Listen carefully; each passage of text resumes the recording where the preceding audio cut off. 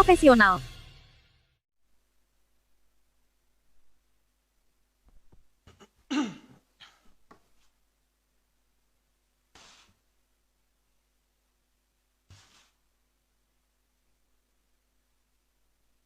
Tangkap tangan OTT di Kabupaten Ogan Komering Ulu, Oku pada Sabtu tanggal 15 Maret tahun 2025 kemarin. Komisi Pemberantasan Korupsi KPK telah menetapkan 3 anggota DPRD dan Kepala Dinas PUPR Kabupaten Ogan Komering Ulu, Oku, Provinsi Sumatera Selatan, Sumsel, dan 2 dari pihak swasta sebagai tersangka. Mereka adalah Ferlan Juliansyah, FJ, selaku anggota Komisi 3 DPRD Oku. M. Fahrudin, MFR, selaku Ketua Komisi 3 DPRD Oku. Umi Hartati, UH, selaku Ketua Komisi 2 DPRD Oku. Nopriansyah, Nop, selaku Kepala Dinas PUPR Oku. M. Fauzi alias Pablo, MFZ, selaku swasta. Ahmad Sugeng Santoso, ASS, selaku swasta. Ketua KPK Setio Budianto mengatakan perkara itu dimulai saat pembahasan RAPBD Oku tahun anggaran 2025, ada anggota DPRD yang meminta jatah pokok pikiran pokir kepada pemerintah.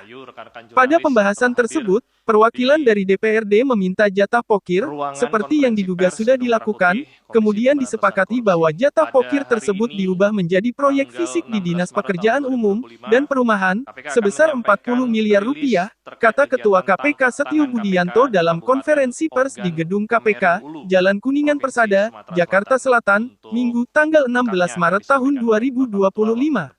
Untuk ketua dan wakil ketua nilai proyeknya disepakati adalah 5 miliar sedangkan untuk anggota sebesar 1 miliar, nilai ini kemudian turun menjadi 35 miliar. Hal ini disebabkan karena keterbatasan anggaran, ya tapi untuk fee-nya tetap disepakati sebesar 20% jatah bagi anggota DPRD, sehingga totalnya adalah sebesar 7 miliar rupiah ungkapnya.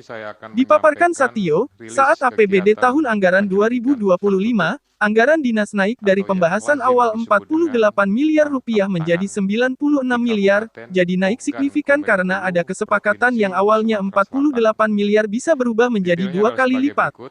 Kemudian saat itu Saudara Nop, yang merupakan pejabat kepala Dinas PUPR Oku menawarkan 9 proyek tersebut kepada Saudara MFZ dan ASS dengan komitmen fee sebesar 22% yaitu 2% untuk Dinas PUPR dan 20% untuk DPRD. Saat APBD tahun anggaran 2025 disetujui, anggaran Dinas PUPR naik dari pembahasan awal 48 miliar menjadi 96 miliar, jadi signifikan karena ada kesepakatan yang awalnya 48 miliar bisa berubah menjadi 2 kali lipat, sebutnya. Dia mengatakan untuk proyek pokir DPRD Oku, untuk ketua dan wakil ketua DPRD senilai 5 miliar. Sementara, nilai untuk anggota DPRD 1 miliar. Untuk ketua dan wakil ketua, nilai proyeknya disepakati adalah 5 miliar, sedangkan untuk anggota itu adalah 1 miliar. Nilai ini kemudian turun menjadi 35 miliar, ujarnya. Setio mengatakan nilai itu turun karena ada keterbatasan anggaran, namun fee dari proyek-proyek itu tetap disepakati 20% bagi anggota DPRD dan 2% bagi Dinas PUPR sehingga total fee untuk anggota DPRD Oku total sebesar 7 miliar rupiah. Menjelang Idul Fitri, pihak DPRD yang diwakili oleh Ferlan, Fahrudin, dan Umi menagih jatah proyek tersebut ke Nopriansyah. Pada tanggal 13 Maret Fauzi menyerahkan uang kepada Nopriansyah sebesar 2,2 miliar, KPK kemudian melakukan OTT terhadap mereka.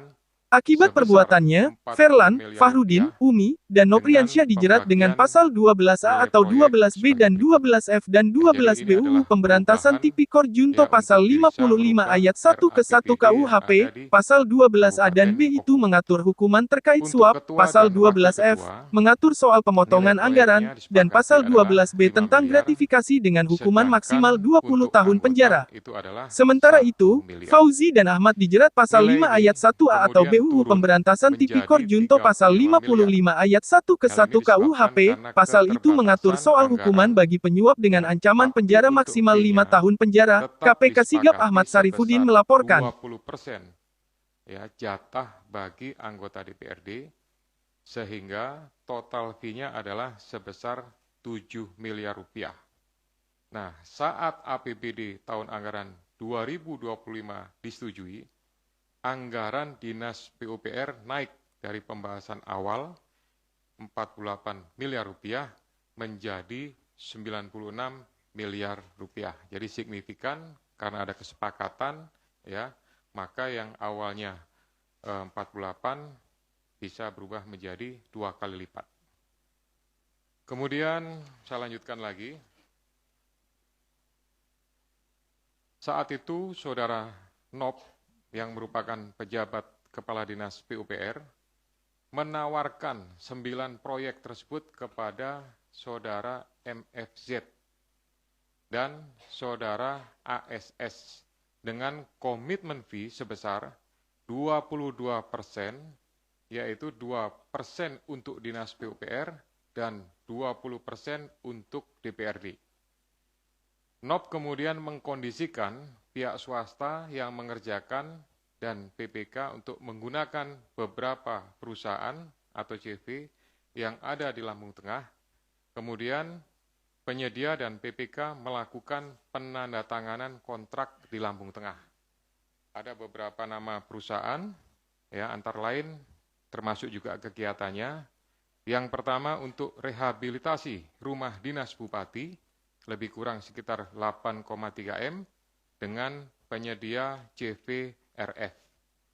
Kemudian yang kedua, rehabilitasi rumah dinas wakil bupati, lebih kurang biayanya adalah 2,4 dengan penyedia CVRE. Kemudian yang ketiga, pembangunan kantor